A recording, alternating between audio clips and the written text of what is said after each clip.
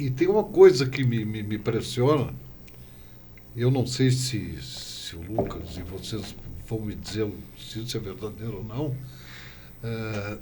que essas agências digital se afastaram do mercado gaúcho.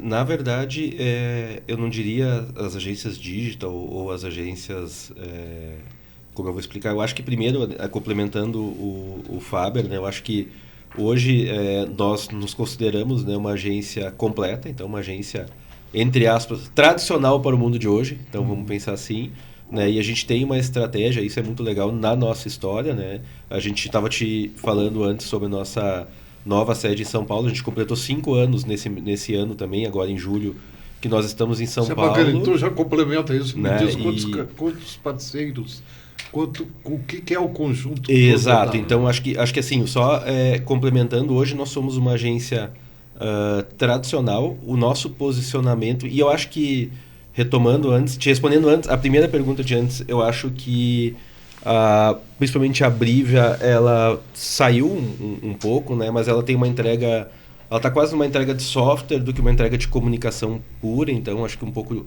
diferente pelo que eu entendo e respeito o trabalho e a história deles. E a Gamp eu vejo como uma agência, né, que saiu de Novo Hamburgo, mas ainda muito presente no mercado gaúcho, a gente respeita e admira muito o trabalho deles também. Mas a WTAG hoje está muito claro para a gente, acho que são duas coisas importantes. Né? O primeiro, quando a gente fala de performance, não é e-commerce, mas sim todas as nossas ações de comunicação, elas têm que ter algumas métricas muito bem definidas, que nós aprendemos trabalhando com e-commerce nesse tempo todo. Então, assim, mas hoje, se tu me perguntar, nós não temos nenhum cliente exclusivamente e-commerce, por exemplo. Né? E no Rio Grande do Sul, voltando, a gente tem um posicionamento e uma ambição de sermos a principal agência de comunicação do nosso cliente. Então, por exemplo, hoje na Unicred, que é um cliente muito importante nosso, nós somos a lead agency, né, que é a agência responsável por toda a estratégia de comunicação, canais, mídia on, mídia off e assim por diante. Então, acho que, né, dentro disso a gente quer e cada vez mais conquistar contas, né, e manter as que a gente tem, que são muito importantes. E, por outro lado, em São Paulo, a gente vem fazendo um trabalho, até pelo tamanho do mercado e a nossa ideia de ir para São Paulo foi muito pelo conhecimento, pela capacidade e algumas... Como a gente já era especialista há 10 anos atrás, começou a surgir demandas em São Paulo e, inclusive, um dos nossos clientes nos deu força, provocou para estar lá em função da nossa capacidade de entrega, que eu acho que é muito legal do gaúcho em si, né? A gente vê muito gaúcho hoje em São Paulo se destacando na área de comunicação.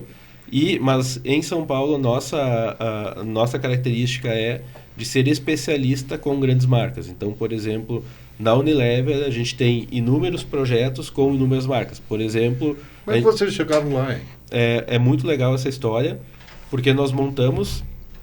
A gente está nesses 20 anos, a gente trabalhou muito, a gente tem alguma sorte, a gente tem que ter também, né? Porque a gente treinou bastante para ter sorte, né? Sem isso não vai. Então, assim, quando a gente decidiu ir para São Paulo, né, a gente, dentro do nosso planejamento, a gente precisa ter uma estrutura em São Paulo. Não adianta o Lucas pegar o avião, ir para lá, vender. Sempre os novos negócios acabou, né, nessa história toda, sempre eu acabei sendo o representante lá, vendendo, né? Mas a gente decidiu que a gente ia montar uma estrutura. Acabou sendo o pai. É igual, né?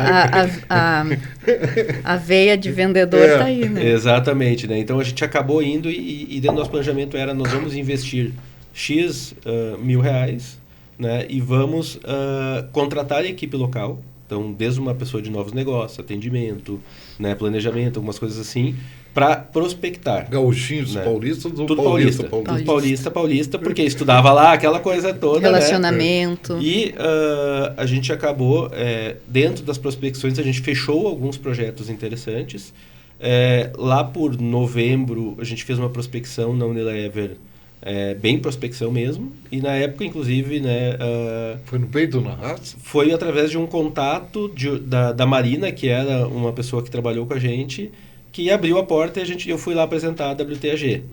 Passou um tempo, em janeiro de 2020, surgiu a oportunidade e uma concorrência para a conta que se chamava All Things Hair, que é o e-commerce de produtos de cabelo da Unilever, né? Uma iniciativa que começou no Canadá, enfim, veio para o Brasil.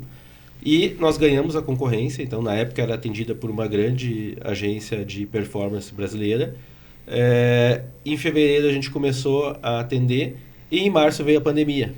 E esse negócio cresceu absurdamente. Nós aproveitamos essa oportunidade e crescemos junto com o cliente.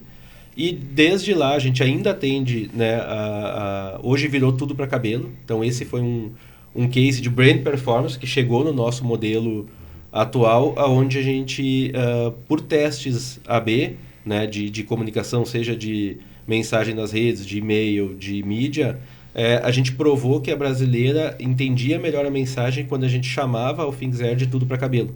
E nós conseguimos que o único lugar no mundo que a Unilever mudou a marca ao Things Hair foi no Brasil, em função dos resultados da nossa campanha.